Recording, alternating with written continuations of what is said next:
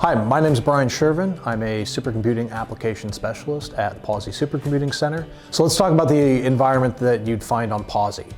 So at Pawsey we have a number of different HPC systems, and so they have very different environments. For example, we have different operating systems, SLES and CLE, which is a Cray Linux environment. We have different compilers, PGI, GCC, Intel, and Cray. We have different debuggers and profiles like ARM map.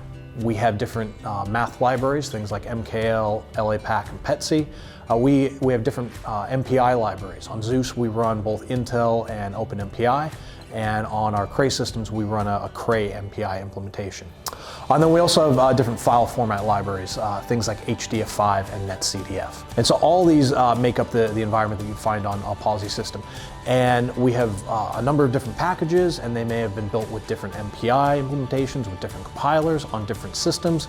And so what happens is you can get a very large software stack that's going to be very difficult to manage with simple commands like export and echo and println. And so to get around that, we have something called modules. So the module system is a very convenient system that lets you easily and quickly modify your current shell environment.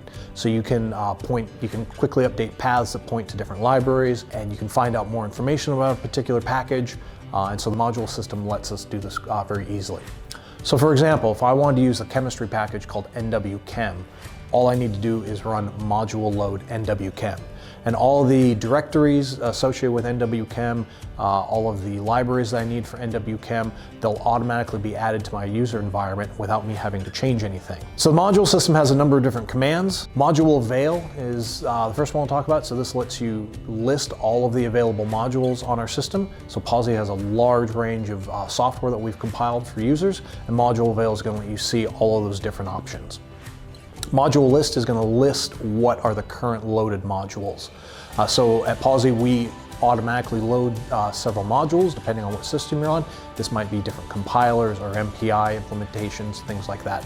And so module list is going to show you what's currently loaded, including those default modules. If you want to add a module to your system, it's module load and then the module name. Likewise, if you want to remove that module from your path, it's module unload and then the module name.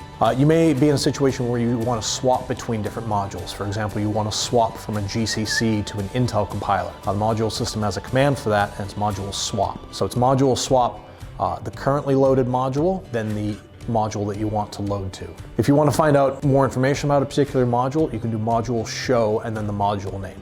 This is going to give you information about like what the package is, version numbers, different paths or other environment variables that are loaded for that module, just lots of different information. And then finally, if you need more information about the module commands itself, you can use module help. So some modules have prerequisites. That is, in order to use a particular module, you may need to load some other modules beforehand. So a lot of our modules depend on different CPU architectures or compilers. And so it's important to understand what those are in our different systems. So on Magnus and Galaxy, we have 3 different CPUs available. We have Sandy Bridge, Ivy Bridge, and Haswell CPUs, and so we have architecture modules corresponding to each one of those. In addition, we also have 3 different compilers on these systems. So we have a Cray, GNU, and an Intel compiler module available on our Cray systems. And so we can have software that's been built with any number of combinations of these. You may have something that's been built with Cray Haswell CPUs for GNU compilers, or a package that's been built for Sandy Bridge CPUs with Cray compilers. And likewise on Zeus, we have 3 different architectures as well. We have Sandy Bridge, Broadwell, and KNL CPU architectures available. We also have 3 different compilers, GCC, Intel, and PGI. And so if you wanted to use a particular package on Zeus, you would need to load either the Sandy Bridge or the Broadwell architecture module first, followed by the compiler that you'd want to use or the compiler that the package was built with. So on Cray systems, if you want to swap between compilers, you have to use these preg-env modules. That stands for programming environments. So on a Cray, if you want to swap from the Cray compiler to the Intel compiler, you'd have to run module swap preg-env Cray preg-env Intel. On Zeus, it's a little bit different. Here we can swap from our Sandy Bridge CPU architecture to the Broadwell architecture, and then follow that with a compiler swap. So we'll module swap from the GCC compiler to the Intel compiler. Now it's important to note that some of our software modules have only been built for a particular CPU architecture or a particular compiler architecture, or a combination of the two. And so if you try and load a module that conflicts with one of these software packages, you're going to see an error. So for example, on Zeus, let's try loading the Intel module. So we'll swap from the GCC module to the Intel compiler module, and then we'll load the GROMACS 2018 module. Now what's happened here is you can see an error, and it's saying that GROMACS 2018 can't be loaded because the following modules are loaded, and it lists it as Intel. So what it's telling us is that GROMACS wasn't compiled with the Intel compilers. And there are a number of reasons why this may have happened, and so what you'd have to do is swap back to the GCC module and load GROMACS and continue on. Okay, so lastly, let's run through a quick exercise about how to use the modules.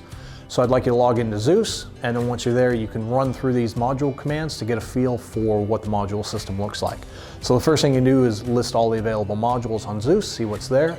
You can list what is currently loaded, and then what I'd like you to do is load the HDF5 module and then print out the information about it. So you'll see things like the path or even the install location for the HDF5 binaries. Then you can switch compilers, so you can switch from the GCC to the Intel compiler module, as well as swapping CPU architectures.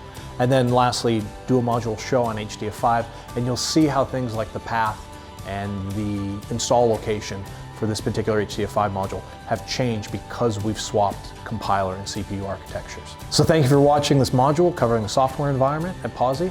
For more information, refer to our documentation or contact our support team at support.pawsey.org.au.